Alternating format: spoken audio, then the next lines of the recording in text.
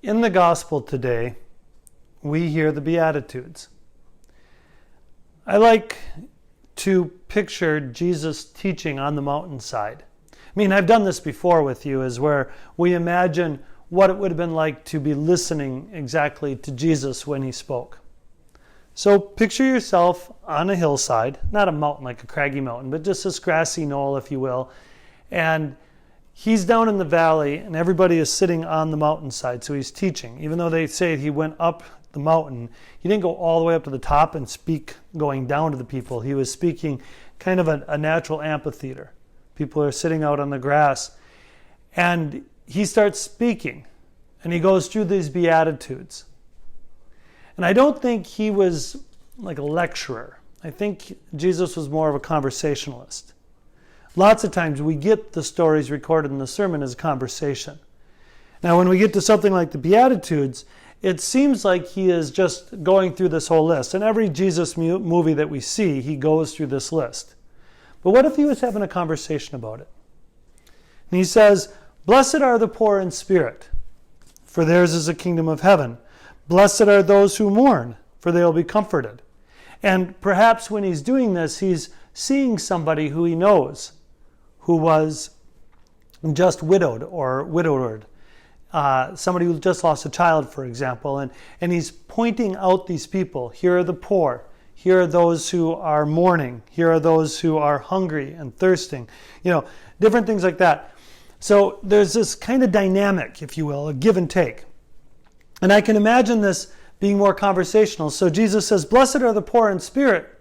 And he goes through all these rest of these blesseds. And all of a sudden somebody says, "Hey, Jesus, wait a second. You say, blessed are the poor, but isn't everybody blessed? And, why are you pulling out these particular people?" And Jesus says, "Well, of course everybody's blessed. But I want to pull attention to this group." It's like all people matter. Well, yeah, but these people matter. Those people matter. And I want to pull attention to that particular group. So everybody's blessed, but I want you to pay particular attention to those who are poor or poor in spirit. Matthew's got it as poor in spirit. Luke has got it just as poor. And in Luke's version, you can think it's more about the physically poor, the ones who don't have money.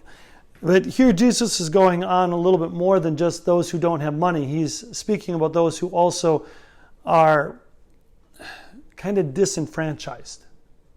Those who are not part of the common group. So he wants to pull particular attention to those who are poor in spirit. It's not unlike some of the things we hear about today.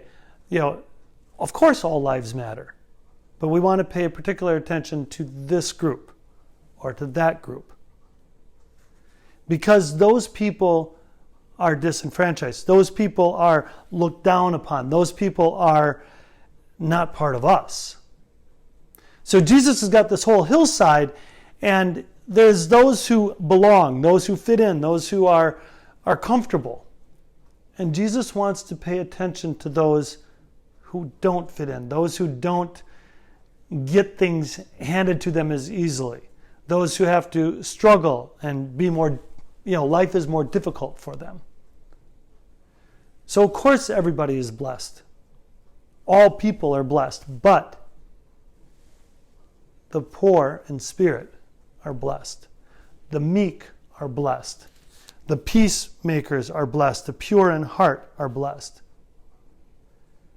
When Paul referred to himself in the letter to the Thessalonians, he was pointing out some of these same characteristics. And because he was pure and upright and blameless, people could pay attention to him a little bit more. If he came in there haughty or all-knowing and stuff like that, then people would have paid less attention to him. That's one of the reasons I have the approach to ministry that I do, is that people don't put me on that pedestal that causes them to dismiss what I might say. Jesus was the same way. That he was common. He was like everybody else. And that gave his words more authority, just like they did for Paul. And Jesus wants us, in his authoritative voice, to pay attention to those who aren't part of the in group, those who don't have the power, those who are poor in spirit, those who are struggling. So he calls people's attention to that. And I understand the rest of these as a way of addressing those who are poor in spirit, those who are mourning, those who want righteousness and justice. We need to pay attention to them. I think his line about those who are meek and humble is about that. Again, I'm not haughty. We're not haughty. We want to be humble enough to listen to the stories. We need to listen to stories. And we need to listen to people's life stories about where they're struggling. If somebody is heard, then their burden is lifted from them. It may not be solved, but if they feel like they have been heard, they'll also know that their burden is in the process of being solved. If I'm having a tough week and I share that with somebody, if you're struggling with cancer, if your son or daughter isn't talking to you, if your parent is sick, if you're having a hard time financially, if you're struggling with addiction or mental illness as a part of your story, to be able to speak that and to have it acknowledged, that's really important. And these Beatitudes ask us to do that. We want to be meek or humble enough to hear somebody else's story. I have time for you. Don't worry, I'm not so busy that I just can't talk to you. No. I have time for you to hear your story. That's why I've encouraged us to call one another, especially since we can't gather all together. Call the people who aren't able to get together. I've got a few that I need to do that. It's been a little while since I've talked to them. So I want to take care of that shortly here, because hearing and listening and sharing is so important. In doing that, we also want to show mercy. We don't want to be judgmental. We want to be merciful. We want to come to them with charity, with peace, with a pure heart. I don't want to be duplicitous. I don't want to be just giving you FaceTime but not really listening to your story. I want to be able to be true to where I intend to be and have integrity. I tell people that my integrity is the most important thing that I have. I feel like if I don't have that, I have nothing. Others call it my word. If I don't have my word, or if I'm not honest, and if I'm not pure of heart. I need to be pure in heart. I need to make peace. I need to give mercy. I need to be humble. Then I can walk with people. Now, is that always easy? Is it easy to listen to those who are disenfranchised? Is it easy to listen to those who may not be like me? Not always. Of course, God's grace helps me to do that. And God's grace helps me to be meek and to be merciful and to be peacemaking and to be pure of heart. But sometimes, no matter how hard I try, I still might be reviled. I might be scorned. I might be laughed at. Ha ha! He's taking time to pay attention to those people. Or he's hanging out with them. Or he's laughing with them, not at them. Those people. I hate that. I hate that those people group. I don't like an us and them. I like a we.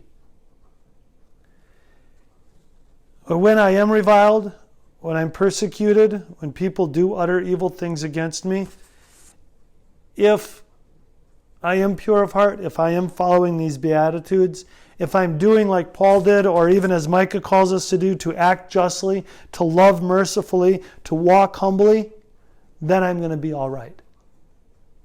And I can make it through all of that scorn and all that persecution and all that frustration.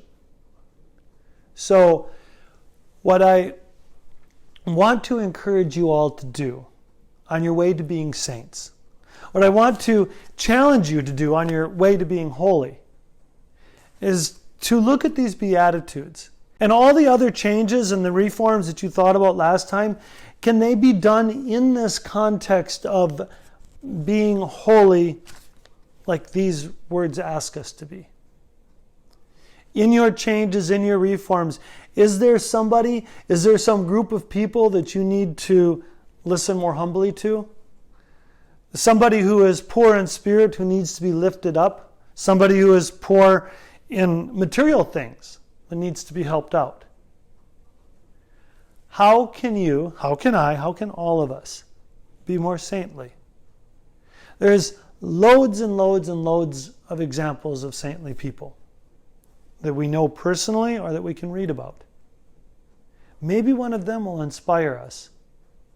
Maybe we will be somebody who inspires another. If we are holy, if we are saintly, we will. If we are holy, if we are saintly, we will be Christ-like. We will be godly.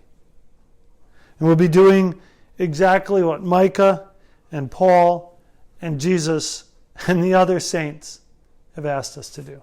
And so I challenge you to be godly, to be holy, to be saintly. And we need God's grace to do that. So we need to pray.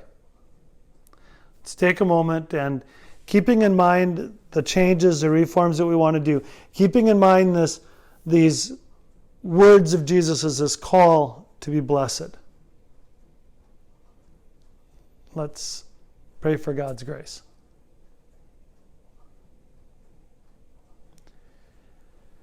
Dear God, Father, Son, and Spirit, Creator, Redeemer, Sanctifier, Maker, Sustainer, and Encourager.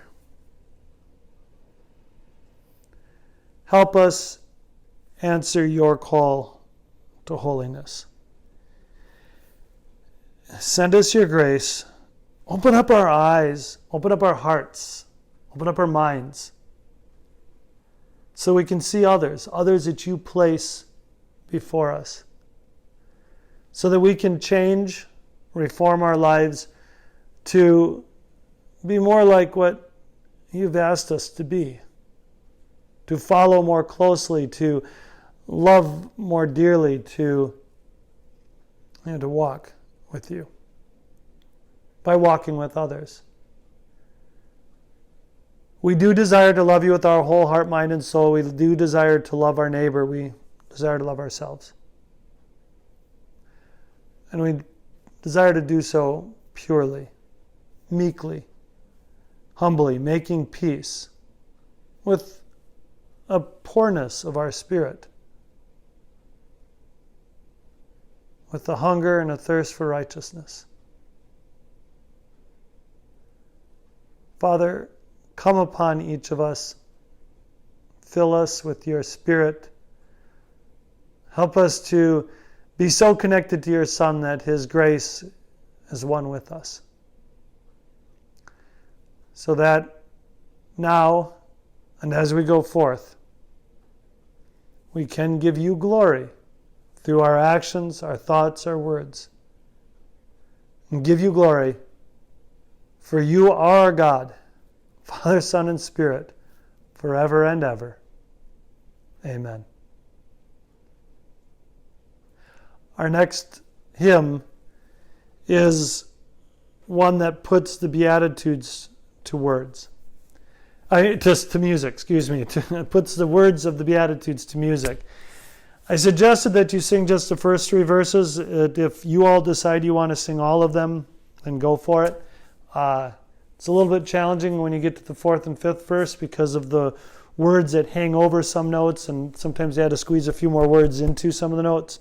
So be aware of that. But the first three verses certainly will give you that sense too. It's up to all of you.